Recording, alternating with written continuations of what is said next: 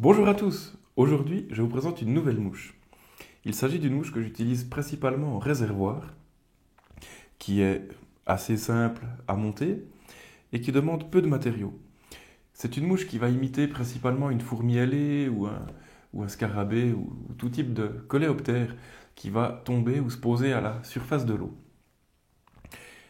C'est une mouche que j'utilise également volontiers en rivière, que ce soit ici, dans le Jura, ou en Slovénie, ou un peu partout. Si on a une éclosion de fourmis ailées, par exemple, c'est une mouche qui aura tout à fait sa place à la surface de l'eau et qui pourra donner de bons résultats. Comment je monte cette mouche? Qu'est-ce que j'utilise comme matériau?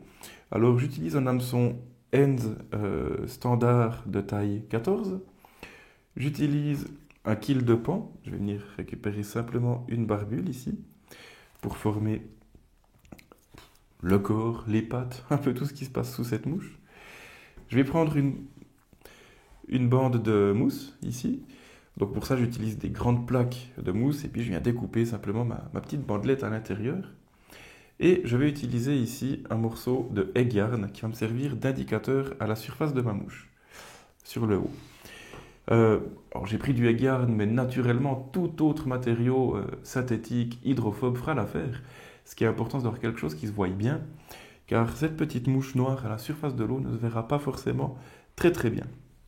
Donc d'où le petit indicateur ici. Parfait, passons au montage.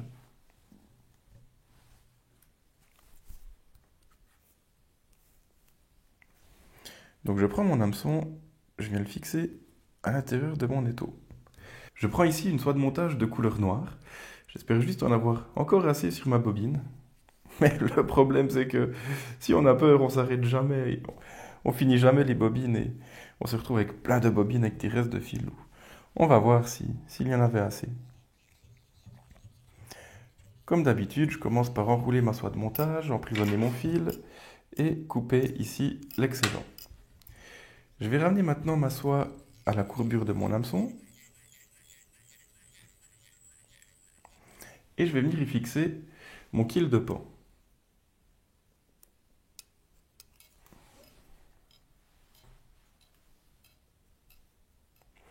Donc comme d'habitude, je prends jamais l'extrémité de la pointe car c'est trop fragile et je préfère prendre un petit peu plus loin derrière.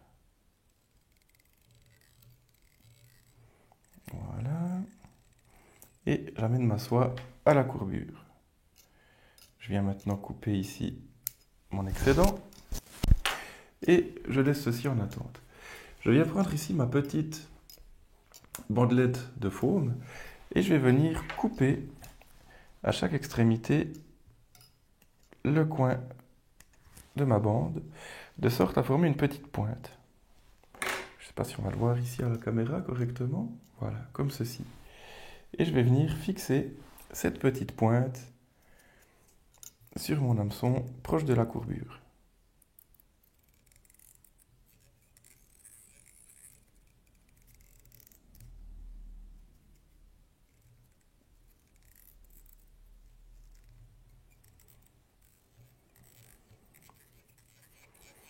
Voilà, comme ceci. Maintenant, je vais ramener ma soie de montage au niveau de mon œillet et je vais faire quelques enroulements de sorte à donner un petit peu de volume à ce corps. Là, le but n'est pas d'avoir un corps conique, mais un corps vraiment cylindrique. Voilà, comme ceci. Je prends maintenant mon herle de pan et je viens l'enrouler délicatement autour de la hampe de mon hameçon.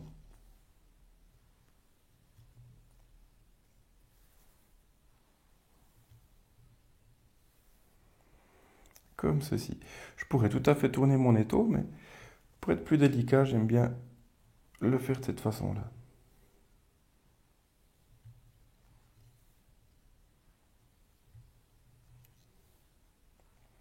De sorte à avoir un bel enroulement bien régulier.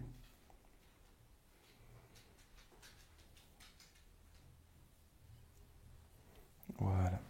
Je vais m'arrêter ici, à peu près sur les trois quarts de ma hampe. Je fais deux trois tours de sorte à emprisonner correctement ma fibre et je coupe mon excédent. Je fais encore un ou deux tours supplémentaires pour bien emprisonner tout ça.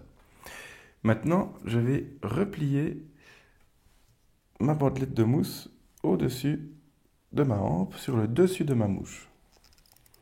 Je viens faire 2-3 petits tours, de sorte à emprisonner correctement cette mousse.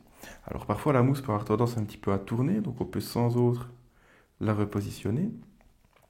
Et je vais maintenant prendre mon morceau de garn pour former mon petit indicateur.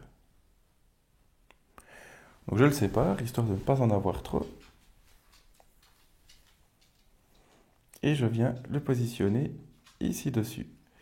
Je fais un seul tour de soie de montage.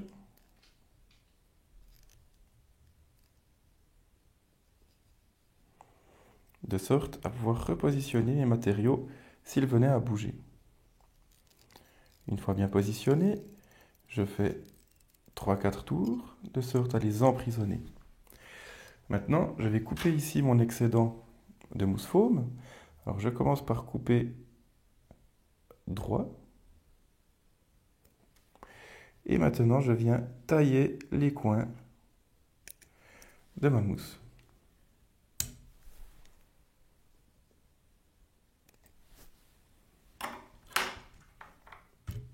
Voilà, comme ceci. Et il ne me reste plus qu'à faire mon nœud final. Donc, je prends mon whip finish. Je tire mes fibres contre l'arrière.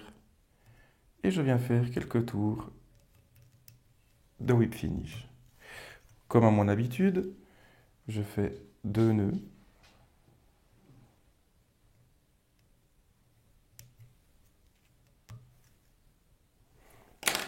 Je coupe mon excédent de fil. Et ma mouche est presque terminée. Je coupe encore juste mon excédent ici des garnes.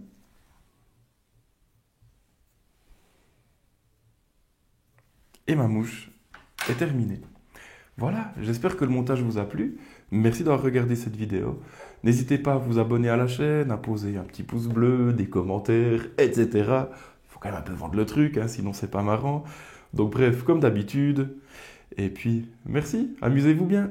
Bye!